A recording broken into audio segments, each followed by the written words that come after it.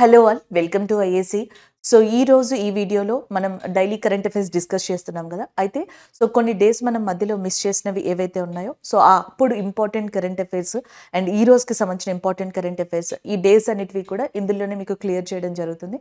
So మొత్తం ఈ రోజువి and మనం మిస్ చేసిన ప్రీవియస్ డేస్వి కూడా కరెంట్ అఫైర్స్, వాటి రిలేటెడ్ స్టాటిక్ జీకే, వాటి related correlated current affairs and లాస్ట్లో రివ్యూ కూడా మీకు ఈ వీడియోలో ఉంది.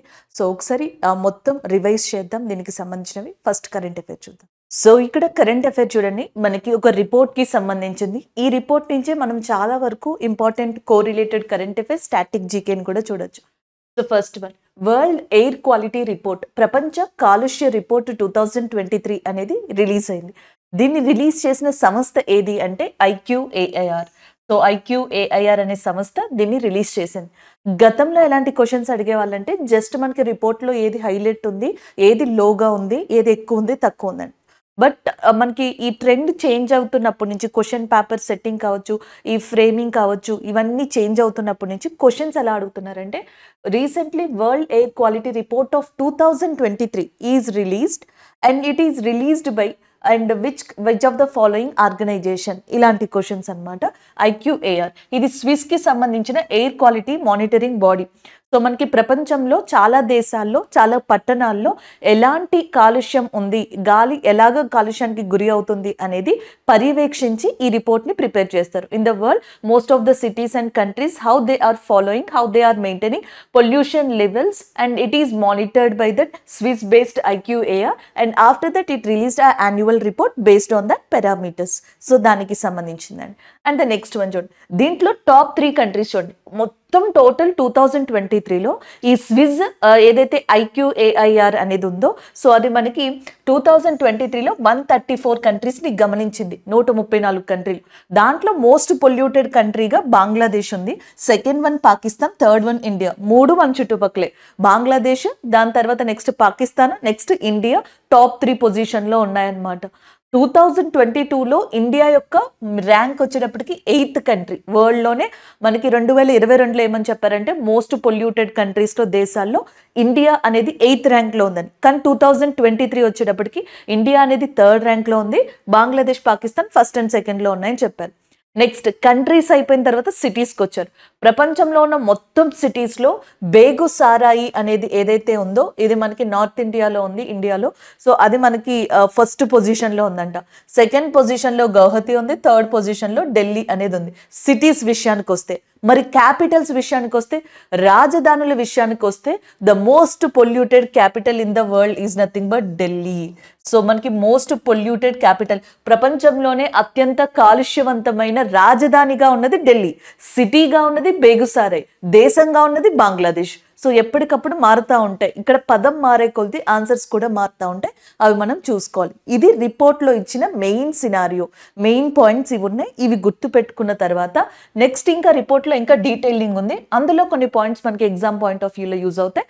ఒకసారి ఇక్కడ చూడండి, టాప్ 50 సిటీస్ ఉంటాయి కదా, ఈ ఏదైతే రిపోర్ట్ ఇచ్చారో అందులో సిటీస్ లిస్ట్ అంతా ఇచ్చారనమాట. అందులో టాప్ 50లో చాలా సిటీస్ ఇండియాకి సంబంధించినవి ఉన్నాయి. 11th గ్రేటర్ నోయిడా ఉందన్నమాట. టాప్ 50లో 11 మంది గ్రేటర్ నోయిడా. అండ్ నెక్స్ట్ 16 ఉత్తరప్రదేశ్, బీహార్కి సంబంధించిన ముజాఫర్ నగర్ అనేది. అలాగే నెక్స్ట్ గుర్గావన్ 17వ ప్లేస్లో ఉంది, ఆర్హా 18వ ప్లేస్, దాద్రి 19, పాట్నా 20, ఫరీదాబాద్ 25, నోయిడా 26, మీరాట్ 28 అండ్ గజియాబాద్ 35. రోహతక్ అనేది ఇంకొకటి ఉంది, అది 47లో ఉంది. రోహతక్ 47, గజియాబాద్ 35, మీరాట్ 28. ఇలాగ టాప్ 50లో మన సిటీసే ఉన్నాయి. టాప్ సిటీ మోస్ట్ పొల్యూటెడ్ కూడా ఇండియాకి సంబంధించింది బేగుసారాయ్ అనే ప్రదేశం అనమాట. సో ఇది వాళ్ళు ఇచ్చారు. అండ్ టాప్ 3నే కాదు, టాప్ 5 గుర్తుపెట్టుకోవాలి. ఇండియా యొక్క ర్యాంక్ 3 కాబట్టి ఆర్డర్లో అడిగే ఛాన్సెస్ ఉన్నాయి. అసెండింగ్ ఆర్డర్, డిసెండింగ్ ఆర్డర్ ఈ మధ్యన అడుగుతున్నారు. ఈ క్రింది ఇచ్చిన దేశాలు అసెండింగ్ ఆర్డర్లో పెట్టండి, పొల్యూషన్ లెవెల్ని బేస్ చేసుకుని. Depends on pollution level, arrange the following countries in ascending order అని చెప్పేసి అడగచ్చు. సో టాప్లో బంగ్లాదేశ్ ఉంది, second Pakistan, third India, fourth Tajikistan and 5th Burkina Faso అనే కంట్రీ అనేది ఉందన్నమాట. సో టోటల్గా ఈ 5 కంట్రీస్ ఉన్నాయి. అండ్ ద ఫస్ట్ టైం అంట నార్త్ అమెరికా మొత్తంలో కూడా కెనడా అనేది ఏదైతే ఉందో, సో నార్త్ అమెరికా వైపుగా ఫస్ట్ టైం కెనడా అనేది ఎక్కువ పొల్యూటెడ్ ఏరియా కింద, కంట్రీ కింద మనకి రీసెంట్గా కనిపించిందంట. ఆ కాంటినెంట్లోనే, నార్త్ అమెరికన్ కాంటినెంట్లోనే కెనడా అనేది మోస్ట్ పొల్యూటెడ్ కంట్రీ కింద ఫర్ ద ఫస్ట్ టైం ఈ రిపోర్ట్లో రికగ్నైజ్ అయినట్టుగా చెప్తున్నారు. కెనడాలో 13 సిటీస్ ఇట్లా మనకి రికగ్నైజ్ అయినాయి అంట.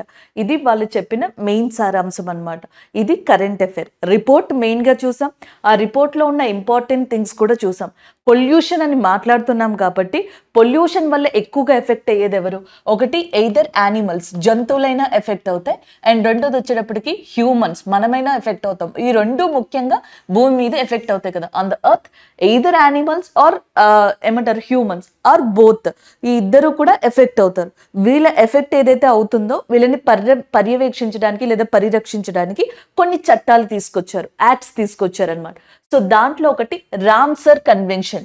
ఇదేంటి, మనకి ఈ ఏవైతే వెట్లాండ్స్, చిత్తడి నేలలు, పక్షులు నివసించే ప్రాంతాలు ఉంటాయో ఆ వెట్లాండ్స్ని కాపాడడానికి రామ్సర్ కన్వెన్షన్ అనేది 1971లో చేసి, మేము రామ్సర్ సైట్స్ తీసుకొస్తున్నామని 1972లో ప్రకటించి దాని తర్వాత నుంచి దాన్ని అమల్లోకి తీసుకొచ్చారు. కానీ సమావేశం జరిగింది ఎప్పుడు అంటే 1971లో. Next one, convention of international trade in endangered spacious.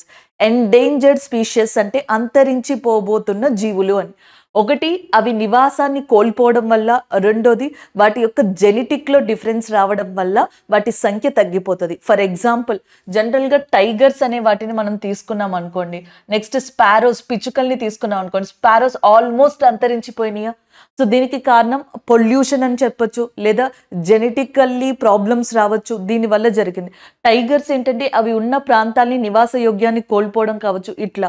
So దీనివల్ల ఏవైతే అంతరించిపోయే దాంట్లోకి పడిపోతాయో వాటిని ఎండేంజర్డ్ స్పీషియస్ అంటాం.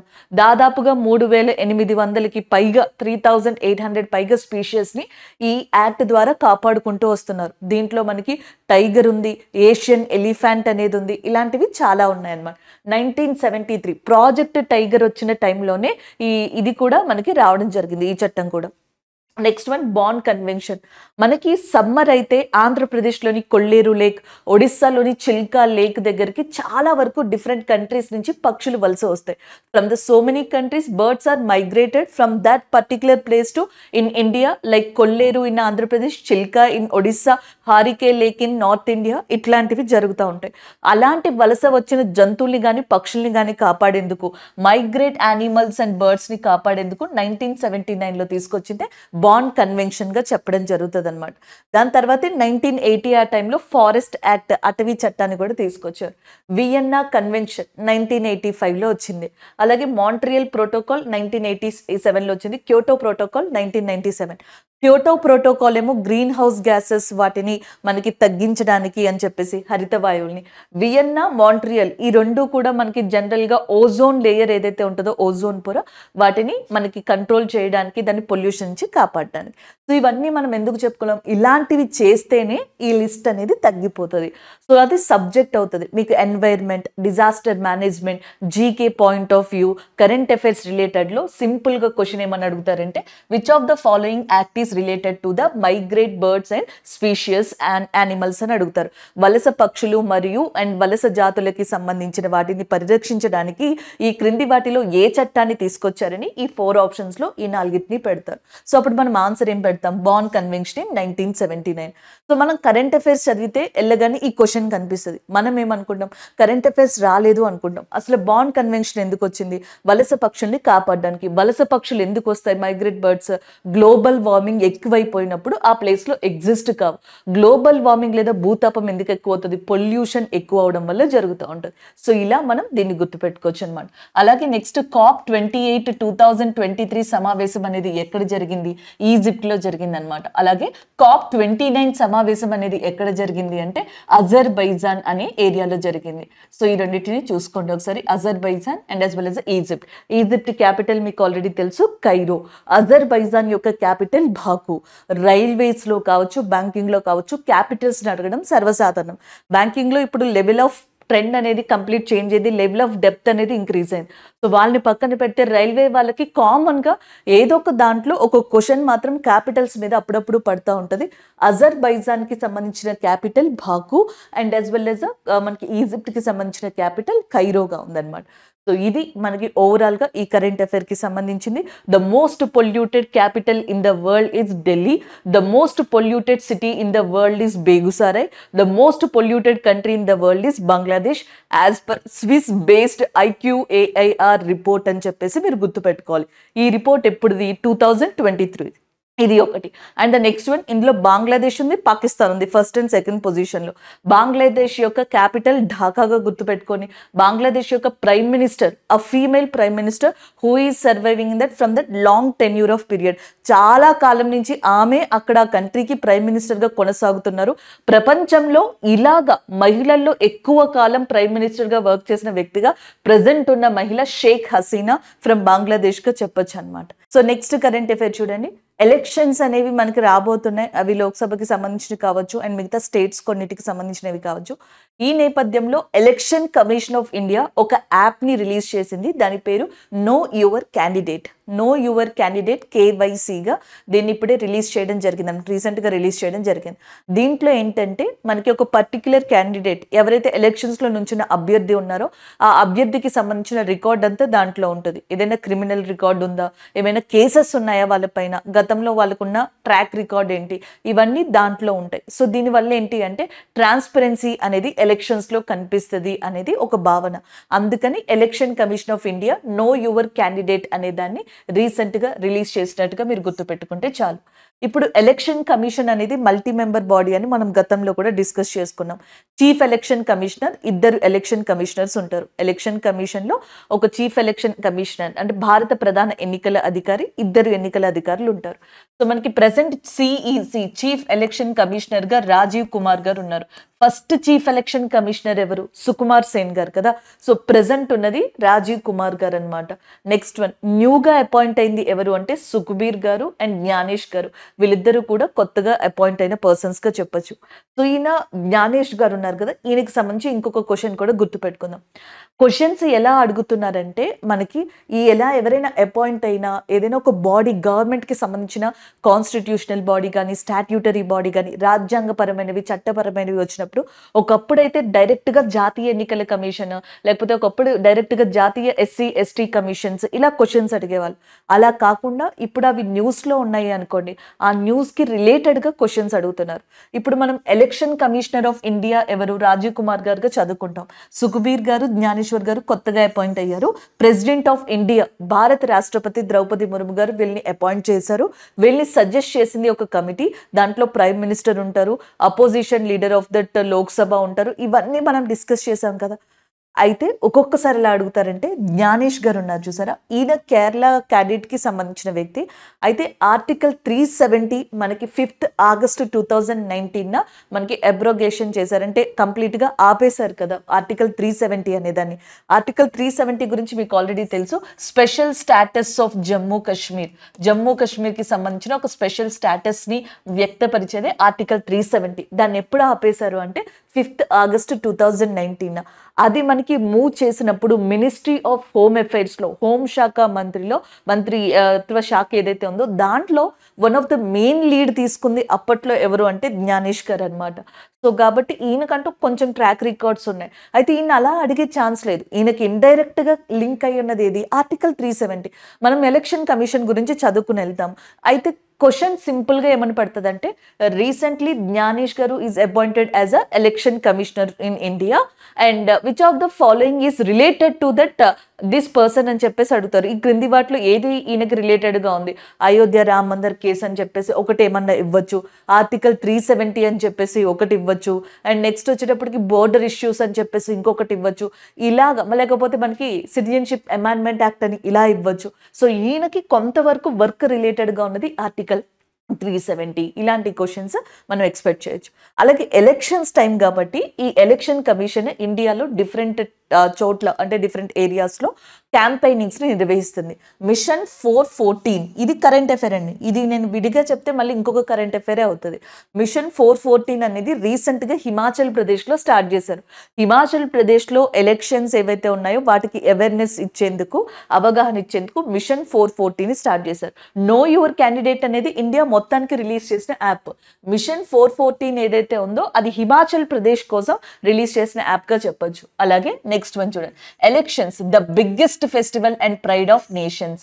Elections the biggest festival and pride of nations అనే ఒక నినాదంతో రీసెంట్గా తమిళనాడులోని మదురై అనే ప్రాంతంలో సిగ్నేచర్ క్యాంపెయిన్ అనే దాన్ని రిలీజ్ చేశారు.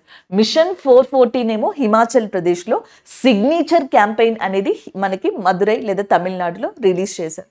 నెక్స్ట్ వన్ చూడండి, మేరా పెహలా ఓట్ దేశ్ కే లియే. ఇది ఫిబ్రవరి మంత్లో రిలీజ్ అయింది.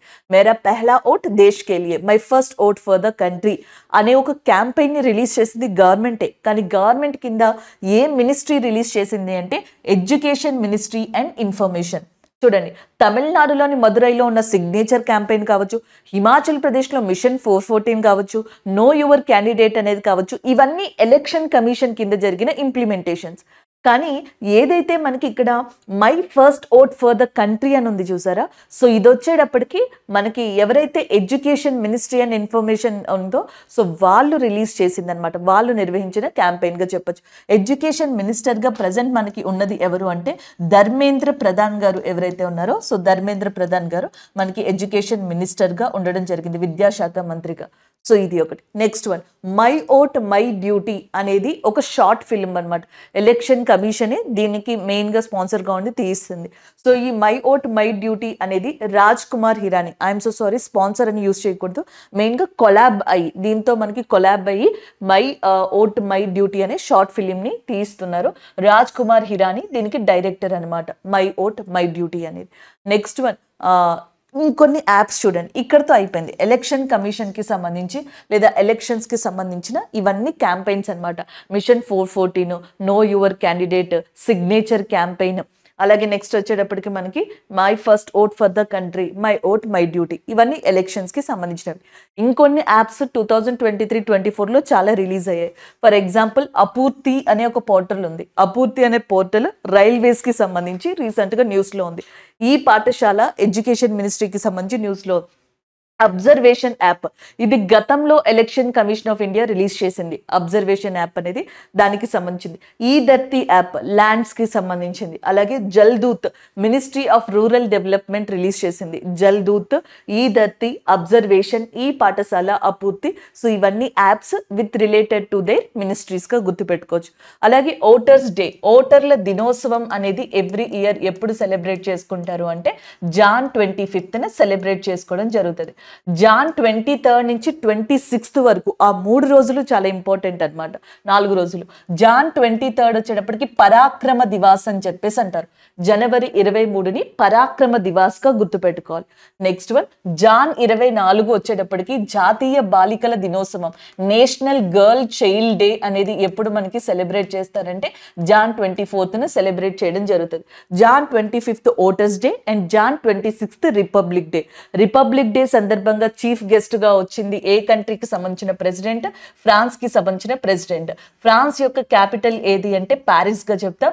ఈ ప్యారిస్ లోనే రెప్యూటెడ్ ఇంటర్నేషనల్ ఆర్గనైజేషన్స్ చాలా ఉన్నాయి. దాంట్లో ఒకటిగా ఏం చెప్తాము అంటే యునెస్కోని చెప్తాం.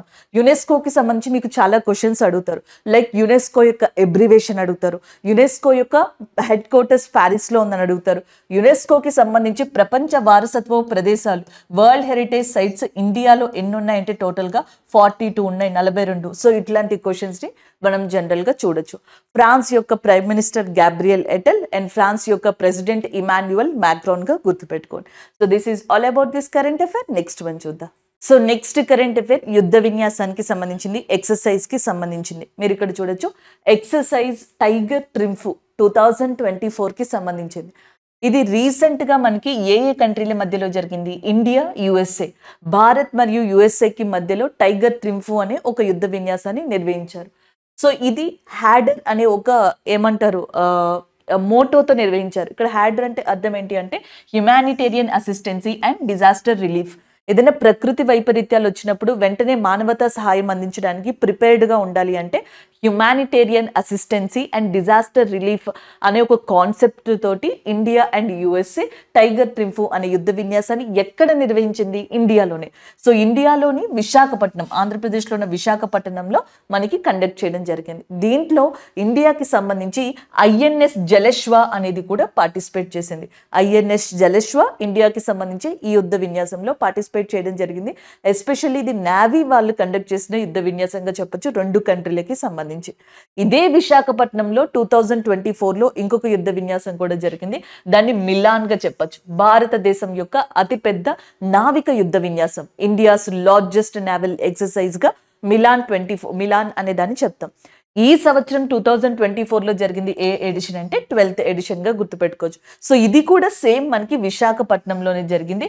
ఈస్టర్న్ నేవల్ కమాండ్ గా మనకి ఉన్నది ఏది అంటే విశాఖపట్నం ఏరియాగా చెప్పొచ్చు. సో ఇది అంటే ఒకే విశాఖపట్నాన్ని బేస్ చేసుకుని 2024లో చాలా కంట్రీలతో మోర్ దెన్ 50+ కంట్రీస్తో 50కి పైగా దేశాలతో ఇండియన్ నేవీ కండక్ట్ చేసిందేమో మిలాన్ యుద్ధ విన్యాసం. అది కాకుండా అదే విశాఖపట్నంలో మనకి యుఎస్ఏతో స్పెషల్గా కండక్ట్ చేసింది టైగర్ ట్రింఫు అనే యుద్ధ విన్యాసంగా చెప్పొచ్చు. ఇదే మనకి యుఎస్ఏతో ఇండియా కండక్ట్ చేసే యుద్ధ విన్యాసాలు ఏంటంట? యుద్ధ అభ్యాస్ అనేది ఇండియాకి యుఎస్ఏకి సంబంధించిన యుద్ధ విన్యాసంగా చెప్పొచ్చు. అలాగే వజ్ర ప్రహార్ అనేది ఇండియాకి యుఎస్ఏకి సంబంధించిన యుద్ధ విన్యాసం అన్నమాట. ఇది కాకుండా క్వాడ్ ఎక్సర్సైజ్ అని చెప్పేసి ఉంటుంది. దీన్ని మల్బార్ యుద్ధ విన్యాసం అంట. ఇండియా యుఎస్ఏతో పాటుగా ఆస్ట్రేలియా, జపాన్ కూడా దీంట్లో పార్టిసిపేట్ చేస్తాయి.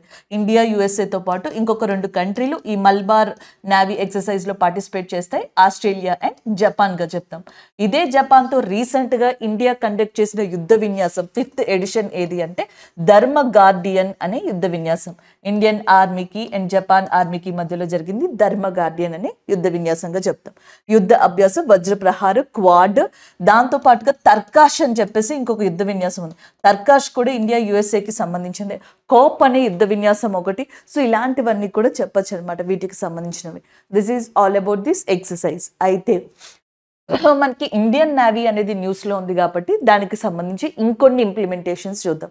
2023-24లో ఇండియన్ నేవీ రిలీజ్ చేసిన కొన్ని లాంచింగ్స్ అన్నమాట. అందులో ఒకటి ఐఎన్ఎస్ విక్రాంత్. ఈ మధ్యన ఎక్కువ న్యూస్లో కనిపిస్తుంది. ఇండియా యొక్క సొంత టెక్నాలజీ తోటి, ఇండిజీనియస్ టెక్నాలజీ తోటి మనం లాంచ్ చేసింది ఎయిర్ క్రాఫ్ట్ క్యారియర్ అనమాట. First India's air craft carrier INS Vikrant రీసెంట్గా రిలీజ్ అయింది. Next one INS Vagir, Calvary class submarine. So ఇది మనకి సబ్మెరైన్, జలాంతర్గామి అనమాట. ఐఎన్ఎస్ వాగీర్ అనేది ఏంటి అని అడిగారు అనుకోండి, ఎయిర్ క్రాఫ్ట్ క్యారియరా, సబ్మెరైనా, గస్తీ కాసేదా, షిప్పా ఇట్లాంటివి అడిగితే అది జలాంతర్గామి. కల్వరీ క్లాస్ అని ఎందుకన్నారు అంటే మనకి మొత్తం 6 సబ్మెరైన్స్ని లాంచ్ చేయాలని ఫస్ట్లో అనుకుని ఉండే. ఎప్పుడు మనకి ఫస్ట్లో ఒక 4 years బ్యాక్ అలా అనుకునే మనకి సబ్మెరైన్స్ని లాంచ్ చేయడం స్టార్ట్ చేశారు, ఒక 6 జలాంతర్గాముల క్లాస్ని. సో అందులో ఫస్ట్ది ఐఎన్ఎస్ కల్వరీ అనే దాన్ని లాంచ్ చేశారు. దాని తర్వాతే వాగీర్, వాక్షీర్ ఇలాంటి వాటిని రిలీజ్ చేశారు.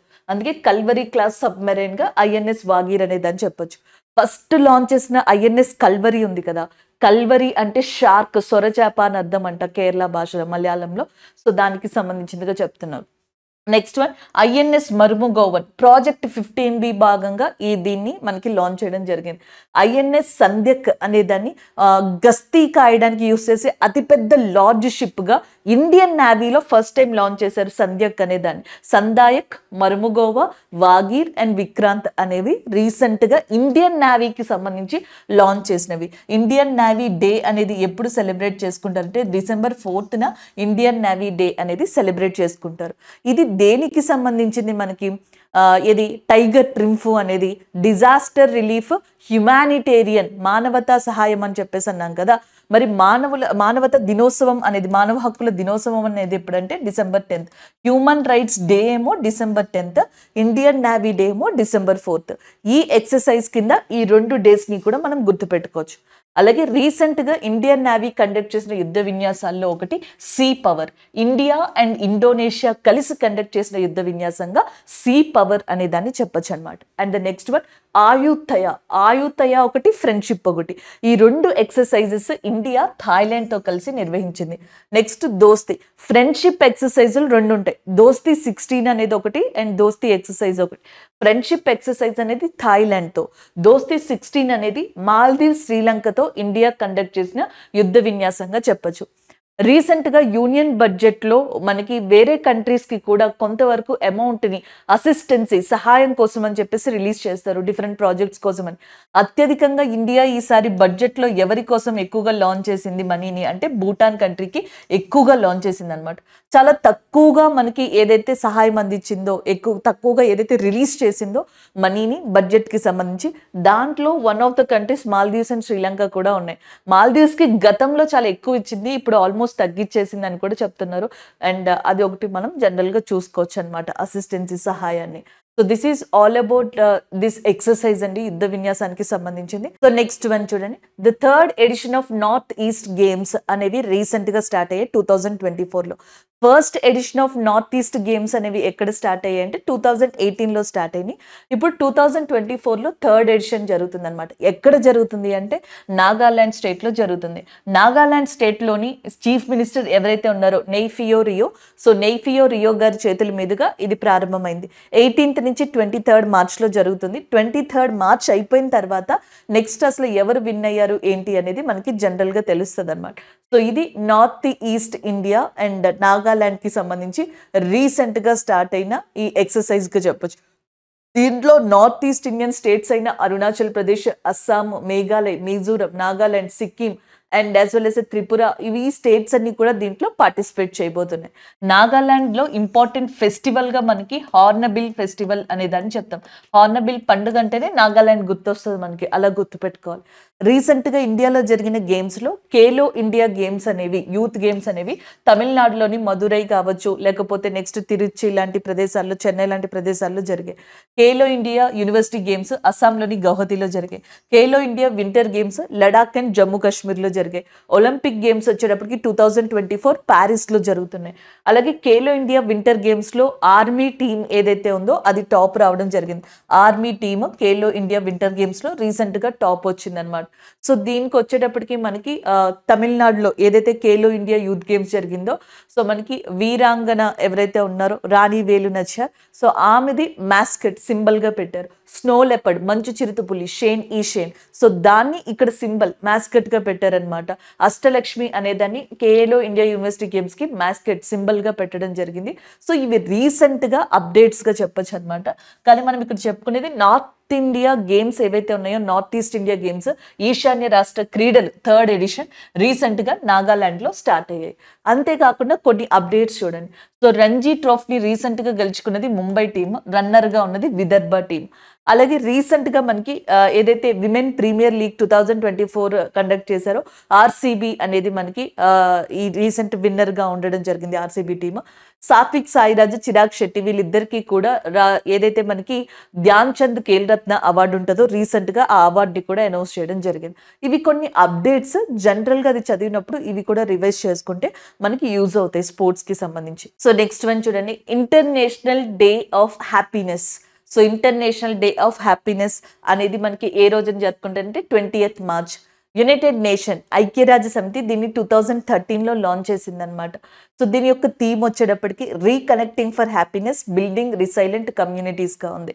అలాగే వరల్డ్ స్పారో డే ప్రపంచ పిచ్చుకల దినోత్సవం కావచ్చు, ఇంటర్నేషనల్ డే ఆఫ్ హ్యాపీనెస్ కావచ్చు, అది 20th మార్చ్ని నిర్వహిస్తారు. అది ఒక పాయింట్. నెక్స్ట్ వన్, దీన్ని యునైటెడ్ నేషనే స్టార్ట్ చేసింది. యునైటెడ్ నేషన్కి సంబంధించి టోటల్ సభ్య దేశాల సంఖ్య ఎంత అంటే 193గా ఉందన్నమాట.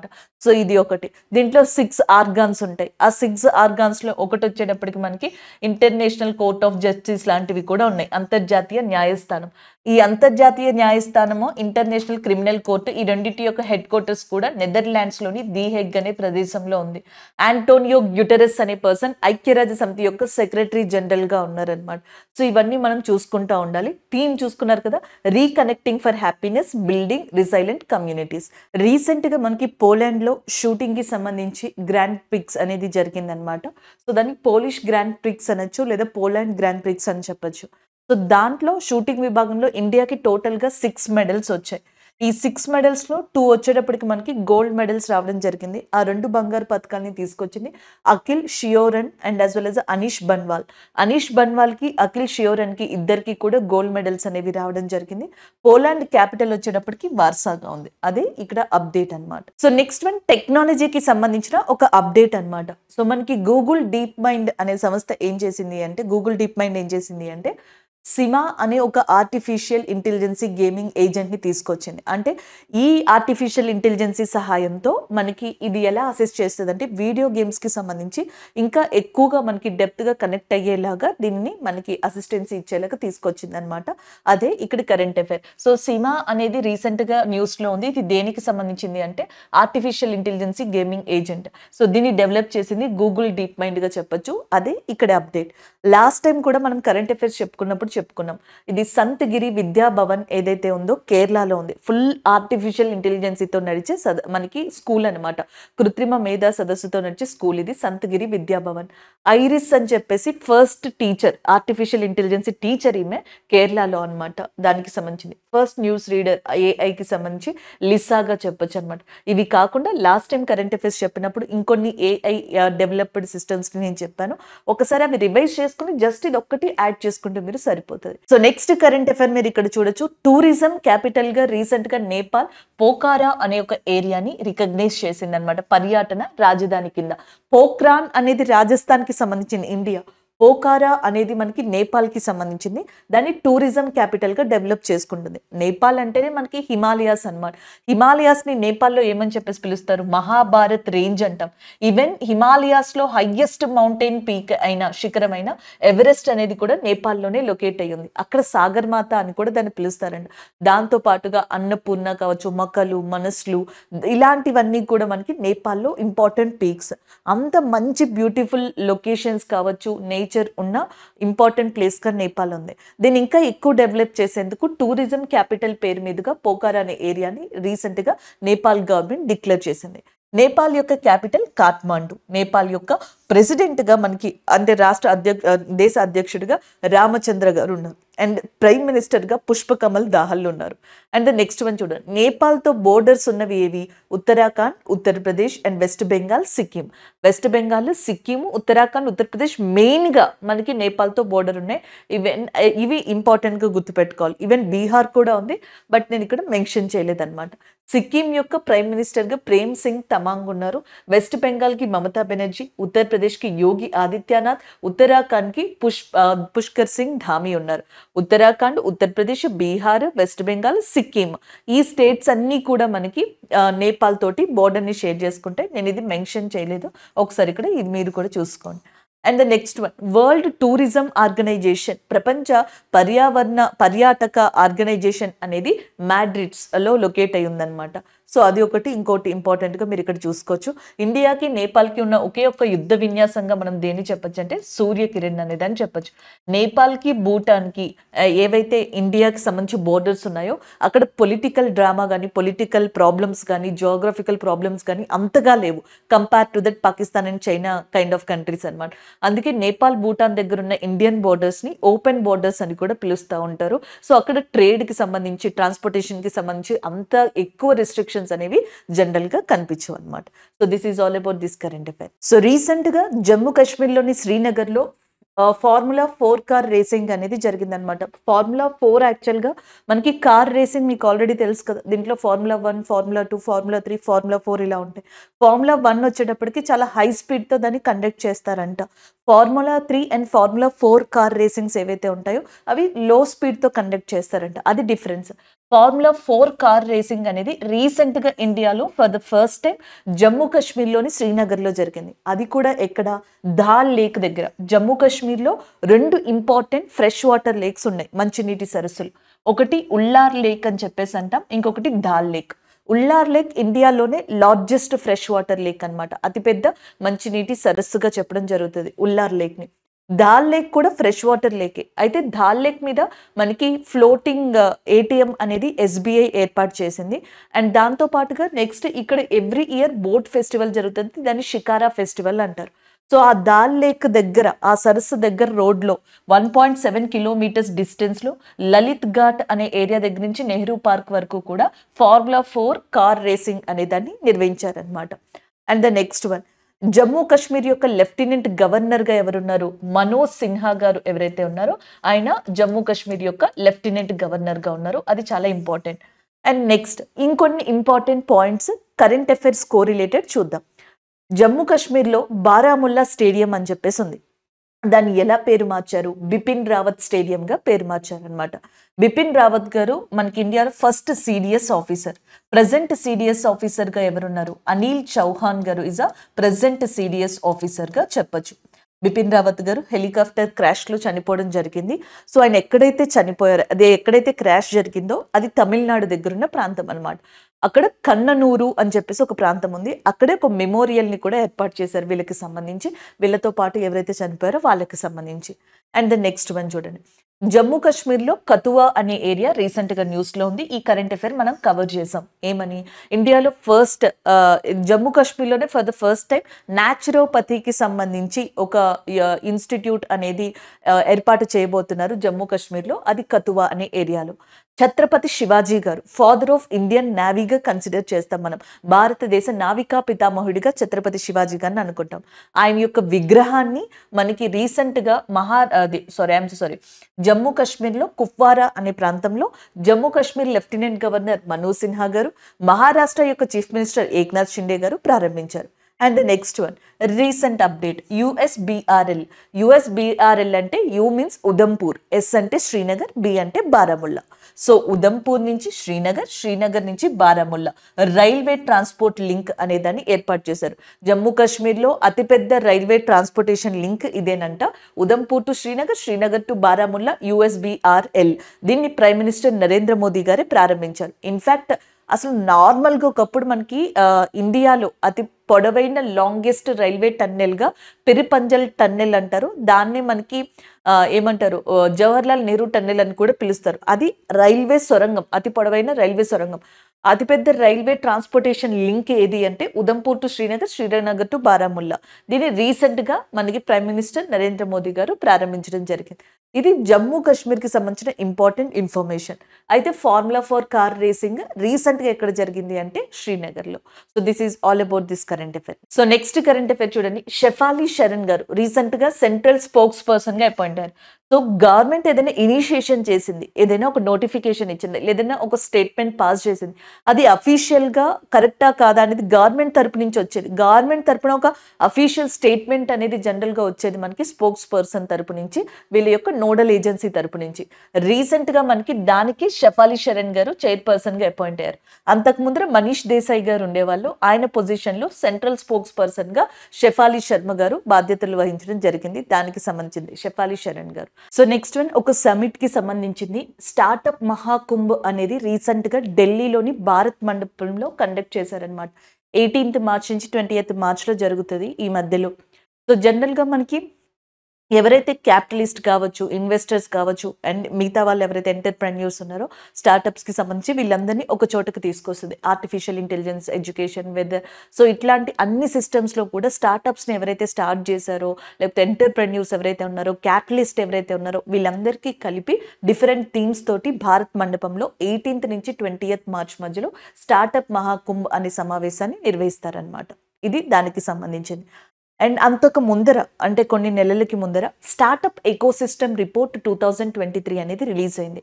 దాంట్లో కొన్ని పాయింట్స్ చెప్పారనమాట. అందులో ఒకటి ఏంటంటే మనకి యూనికార్న్స్ అని చెప్పేసి ఉంటాయి. యూనికార్న్స్, సో యూనికార్న్స్ అంటే అర్థం ఏంటంటే ఏ స్టార్టప్స్ అయితే వాటి యొక్క వర్త్ వాల్యూ అనేది $1 బిలియన్ కన్నా లేదా అంతకన్నా ఎక్కువ ఉంటుందో, ఏదైనా ఒక స్టార్టప్ కంపెనీ ఉందనుకోండి, దాని నెట్వర్త్ అనేది $1 బిలియన్ లేదా అంతకన్నా ఎక్కువ డాలర్స్తో కనుక ఉండున్నట్టయితే దాని విలువ, దాన్ని యూనికార్న్ కంపెనీగా కన్సిడర్ చేస్తారు. 2021లో ఇండియా యొక్క యూనికార్న్స్ 36 ఉన్నాయి. కానీ 2022కి 33% పడిపోయినాయి అంట. అంటే 24 యూనికార్న్స్ ఉన్నాయంట. అయినప్పటికీ ఇండియా ప్రపంచంలోనే టాప్ 3 పొజిషన్లో ఉంది యూనికార్న్స్కి సంబంధించి. ఫస్ట్లో China, second USA, third position India ఉన్నాయన్నమాట యూనికార్న్స్కి సంబంధించి. And the next one global startup ecosystem 2021 రిపోర్ట్లో ఇండియా యొక్క ర్యాంక్ 20th ఉంది అని ఆ రిపోర్ట్లో మెన్షన్ చేశారు. అంతేకాకుండా టాప్ 20 సిటీస్లో ఇండియాకి సంబంధించి బెంగళూరు, ఢిల్లీ, ముంబై. బెంగళూరు ఏమో 10th position, Delhi 14, Mumbai 16th పొజిషన్లో ఉన్నట్టుగా కూడా చెప్పడం జరిగింది. సో ఇవన్నీ చెప్పిన తర్వాత ఈ డిక్లైన్ ఉంది కదా, ఇది జరగకుండా ఉండాలి అంటే క్యాపిటలిస్ట్లకు కావచ్చు, ఎంటర్ప్రెన్యూర్స్కి మధ్యలో రిలేషన్షిప్ని ఎక్కువగా డెవలప్ చేయాలి. గవర్నమెంట్ సైడ్ నుంచి ఎక్కువ కాంట్రిబ్యూషన్ అనేది ఉండాలి. సో వాళ్ళకి ప్లాట్ఫామ్స్ని కలిగించాలి. ఇవన్నీ ఉద్దేశంతోనే స్టార్టప్ మహాకుంభ్ అనే దాన్ని ప్రారంభించారు. Startup day, national startup day అనేది ఎప్పుడు అంటే 16th జనవరిన దాన్ని సెలబ్రేట్ చేసుకోవడం జరుగుతుంది. స్టార్టప్ ఇండియా లాంటి schemes, next startup seed fund schemes, national awards, ఇవన్నీ కూడా గవర్నమెంట్ ఇనిషియేషన్స్ అన్నమాట. దీన్ని డెవలప్ చేయడం కోసం తీసుకొచ్చినాం.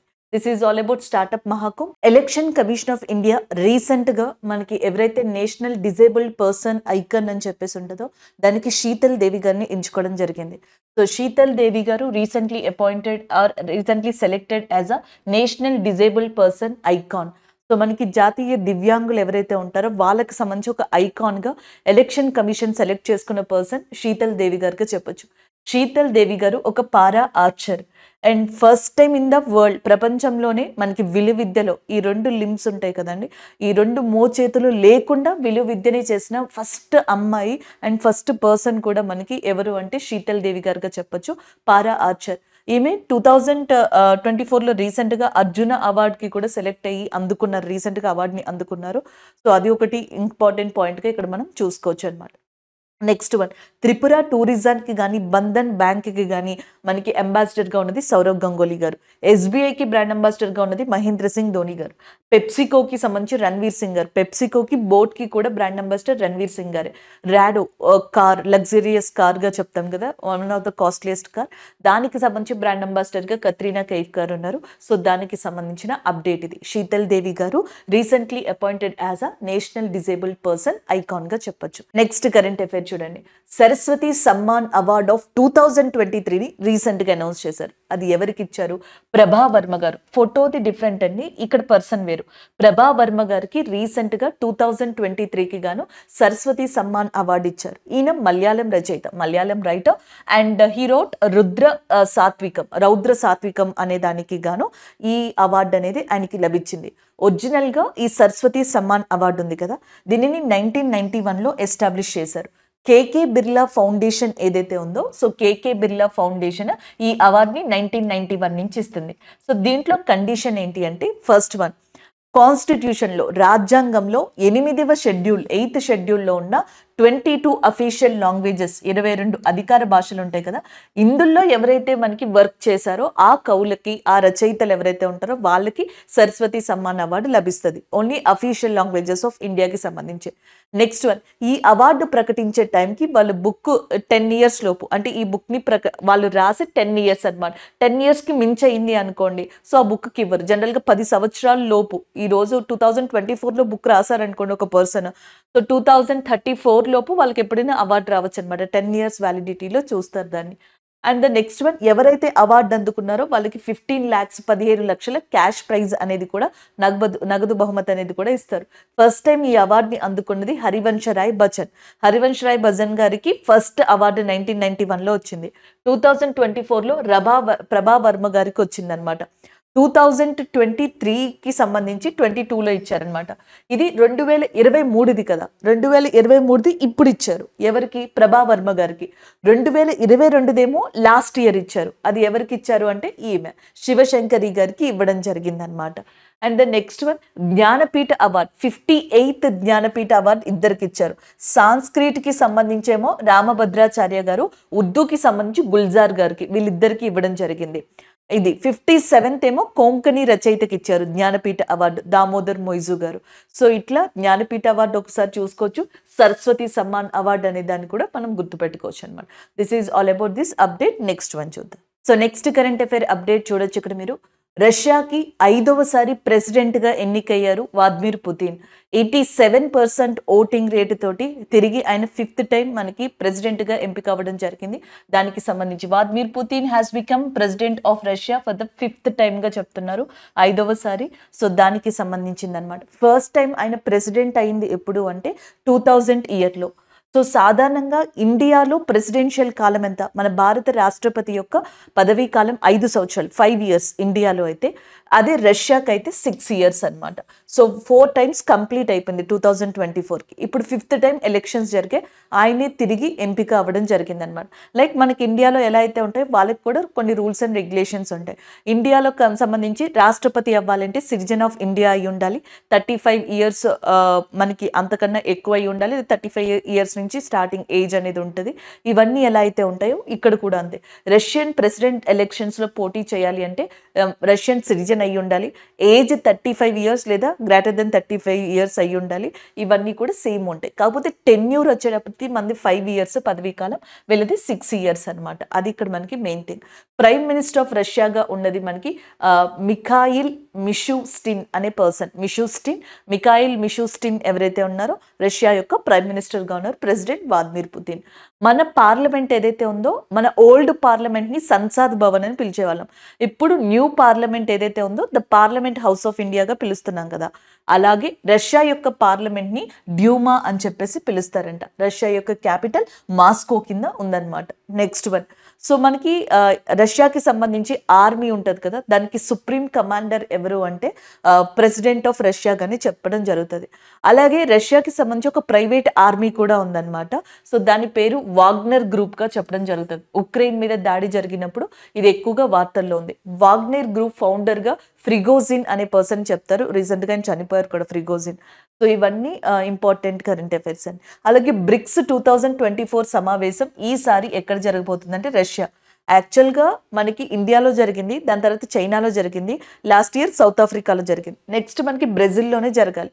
కాకపోతే కొన్ని ప్రాబ్లమ్స్ వల్ల బ్రెజిల్ హోస్ట్ చేయట్లేదు. 2024లో రష్యా చేస్తుంది.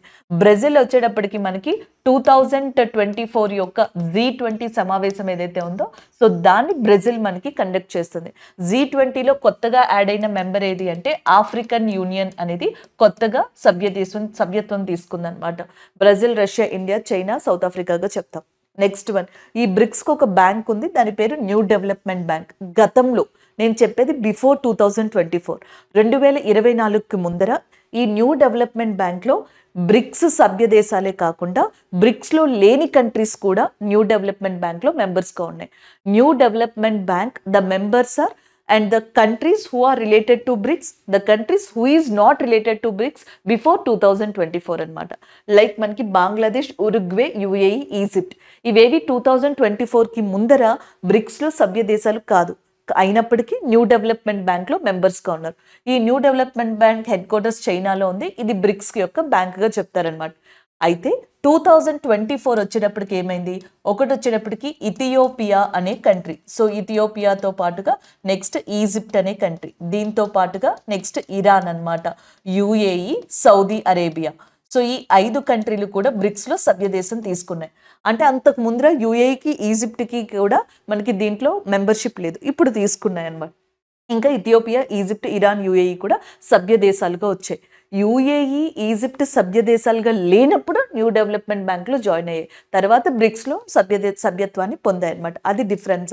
అది చాలా జాగ్రత్తగా 1కి 2 సార్లు అనుకుని మనం గుర్తుపెట్టుకోవాలి. And the next one, Argentina కూడా యాక్చువల్గా బ్రిక్స్లో జాయిన్ అవ్వాల్సి ఉండే, బట్ కొన్ని రీజన్స్ వల్ల అర్జెంటీనా డ్రాప్ అయింది, బ్రిక్స్లో జాయిన్ అవ్వట్లేదని కూడా చెప్పింది అనమాట. So this is all about this update. And next one చూద్దాం. సో నెక్స్ట్ కరెంట్ అఫైర్ యుద్ధ విన్యాసానికి సంబంధించింది. India, Seychelles. సో 10వ మనకి ఏదైతే లామ్తియే యుద్ధ విన్యాసం అనేది ఉందో సో దాన్ని సీషెల్స్లో కండక్ట్ చేశాయి. లామ్తియే 2024 ఎక్సర్సైజ్ యుద్ధ విన్యాసంగా చెప్పొచ్చు. ఇది 10th ఎడిషన్గా చెప్తున్నారనమాట. ఇండియాకి సీషెల్స్కి మధ్యలో మార్చ్ 18 నుంచి 27 మధ్యలో ఇది జరిగింది. అండ్ పిక్కి దానికి కొంచెం డిఫరెన్స్ ఉందండి, బట్ గుర్తుపెట్టుకోండి. 18 నుంచి 27 మధ్యలో ఇండియన్ ఆర్మీకి సంబంధించిన గోర్ఖా రైఫిల్స్ దీంట్లో పార్టిసిపేట్ చేశారు. సీషెల్స్ యొక్క క్యాపిటల్ విక్టోరియా అండ్ సీషెల్స్ యొక్క ప్రెసిడెంట్గా వేవెల్ రామ్ కల్వాన్ ఉన్నారు. అలాగే నెక్స్ట్ అగ్ని వారియర్ అనే ఇంకొక యుద్ధ విన్యాసం ఇండియా దేంతో కండక్ట్ చేసిందంటే సింగపూర్తో కండక్ట్ చేసింది. So this is all about this current affair. Next one చూద్దాం. సో నెక్స్ట్ కరెంట్ అఫైర్ మనకి స్పోర్ట్స్కి సంబంధించింది. ఆల్రెడీ మనకి తెలుసు. So women's premier league 2024 winner మనకి royal challengers of Bengaluru RCB team అనేది ఫర్ ద ఫస్ట్ టైం మనకి విమెన్ ప్రీమియర్ లీగ్ అనే దాన్ని టైటిల్ని సొంతం చేసుకోవడం జరిగింది. కెప్టెన్ వచ్చేటప్పటికి ఈ టీంకి స్మృతి మందానా గారు ఉన్నారు. సో వీళ్ళు ఎవరి మీద విన్ అయ్యారు అంటే ఢిల్లీ క్యాపిటల్స్ మీద విన్ అయ్యారు 8 వికెట్స్ డిఫరెన్స్ తోటి. సో ఢిల్లీ క్యాపిటల్స్కి కెప్టెన్గా మెగ్ లెనింగ్ అనే పర్సన్ ఉన్నారనమాట. అండ్ ద నెక్స్ట్ వన్ వచ్చేటప్పటికి ఈ మ్యాచ్ ఫైనల్ మ్యాచ్ ఢిల్లీలోని అరుణ్ జైట్లీ స్టేడియంలో జరిగింది. అండ్ 2023లో ముంబై ఇండియన్స్ విన్నర్గా ఉన్నారు. 2024లో RCB royal challengers of Bengaluru. So next మనకి పర్పుల్ క్యాప్ ఆరెంజ్ క్యాప్ అనేవి ఇంపార్టెంట్ కదా ఐపీఎల్ లాంటి వాటిలో.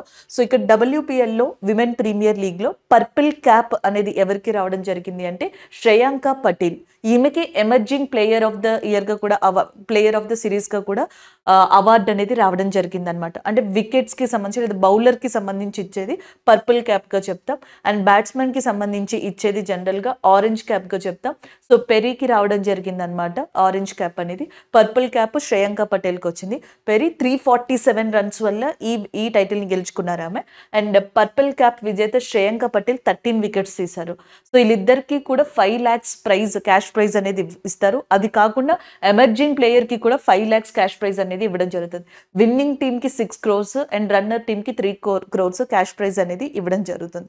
So this is all about women's premier league of 2024గా చెప్పొచ్చు.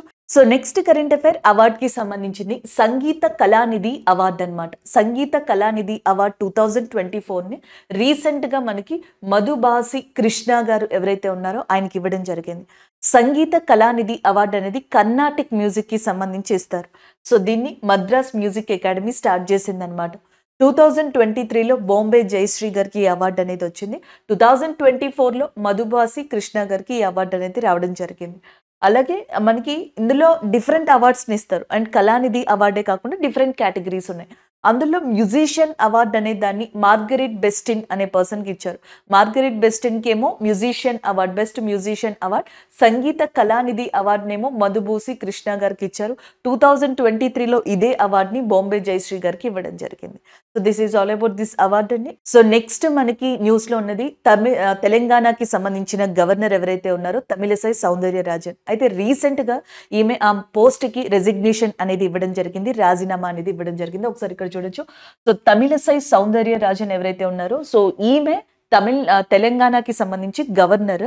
బట్ కాకపోతే ఇప్పుడు రెసిగ్నేషన్ ఇచ్చారనమాట. కేవలం తెలంగాణకి సంబంధించే కాదు పుదుచ్చేరి లెఫ్టినెంట్ గవర్నర్గా కూడా ఈమె అడిషనల్ ఛార్జెస్ తీసుకొని ఆ పదవి బాధ్యతలు చేపట్టడం జరిగింది.